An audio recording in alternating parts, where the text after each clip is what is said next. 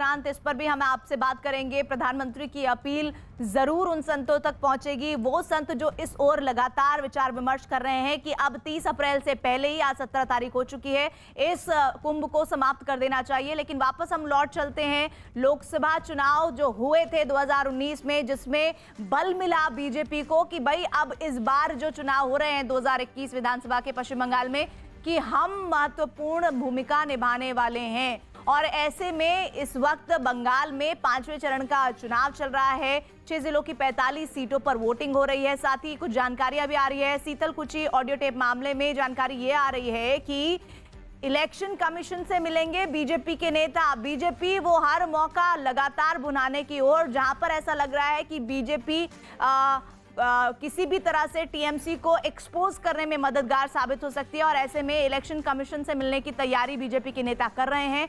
आज दिन में ये खबर भी सामने आ जाएगी कि शीतलकुची ऑडियो टेप मामले को लेकर क्या रुख रहता है इलेक्शन कमीशन का। एक बात और हम आपको बता दें कि इलेक्शन कमीशन इस बार आक्रामक मोड में है। उन्हें किसी भी तरह की शिकायत मिल रही है तो वो पूरी तरह से एक्टिव तरीके से इस पर कार्रवाई कर रहे हैं, चाहे वो प्रचार पर नेताओं के बैन लगाने की बात हो या फिर कोरोना प्रोटोकॉल की बात हो। आशिका हमारे साथ जुड़ रही हैं। आशिका, कितने बजे का तय हुआ है कार्यक्रम बीजेपी के नेताओं का इलेक्शन कमीशन जाने का? 10:30 बजे का समय है जब बीजेपी का एक दल जो है वो इलेक्शन कमीशन के ऑफिस में जाएगा। सब्यसाची दत्ता न सिर्फ बीजेपी के कैंडिडेट हैं बल्कि वरिष्ठ नेता हैं पार्टी के, हमारे साथ यहाँ पर मौजूद हैं। दादा, ममता बनर्जी का एक ऑडियो टेप आप लोगों ने सामने लाया है, क्या कहेंगे उसको लेकर? क्या शिकायत कर रहे हैं चुनाव आयोग के पास?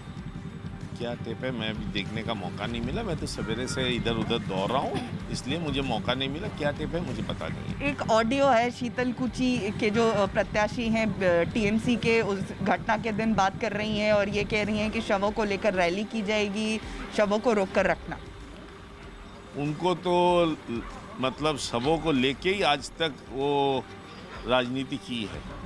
पहले 21 जुलाई का जो हत्या हुआ था उनके शहीदों को लेके, फिर उसके बाद नंदीग्राम, उसके बाद सिंगूर, तापसी मलिक, और जिन सबों को लेके वो राजनीति करते हैं उनके परिवार को पीछे मुड़ के भी नहीं देखते हैं। आज सिंगूर भी उनके हाथ से निकल चुका है, नंदीग्राम भी हाथ से निकल चुका है, राजारहाट भी उनके हाथ से निकल चुका है। जहाँ जहाँ वो जाती है अपने काम होने का बाद वो हाथ धो के चली जाती है। लेकिन शीतलकुची तो अभी बड़ा मामला है दादा, इसका फायदा उनको होते हुए नजर नहीं आ रहा है आपको?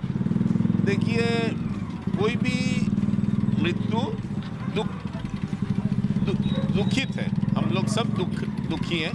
लेकिन अगर सेंट्रल फोर्स जो हमारे देश को सुरक्षा देते हैं उनके आर्म्स को लेके हम टाना खींची करें, उनको हम घेर के अगर ये पूरा जो मामला आशिका समझाने की कोशिश बीजेपी के उम्मीदवार कर रहे हैं। दरअसल ये मामला ये है कि सीआईएसएफ की फायरिंग में 4 लोग मारे गए थे और इसको लेकर टीएमसी ने काफी मुद्दा बनाया था। 10 अप्रैल जो बीता चरण हुआ है उसकी बात है, जिसमें वो ये कह रहे हैं कि भाई वो एक टेप सामने आया है जिसमें ममता बनर्जी बात करते हुए नजर आ रही है टीएमसी के नेता से, और कह रहे हैं कि भाई रखिए ये शवों को, हम इनके साथ रैली और धरना करेंगे, प्रदर्शन करेंगे और बताएंगे कि किस तरह से यहाँ पर लोगों को गोली मारी जा रही है। अमित का रुख कर लेते हैं। अमित, आपके पीछे भीड़ और पुलिस फोर्स भी नजर आ रही है। मतदान प्रतिशत मुझे लग रहा है ठीक ठाक होने वाला है आज 5वें चरण में।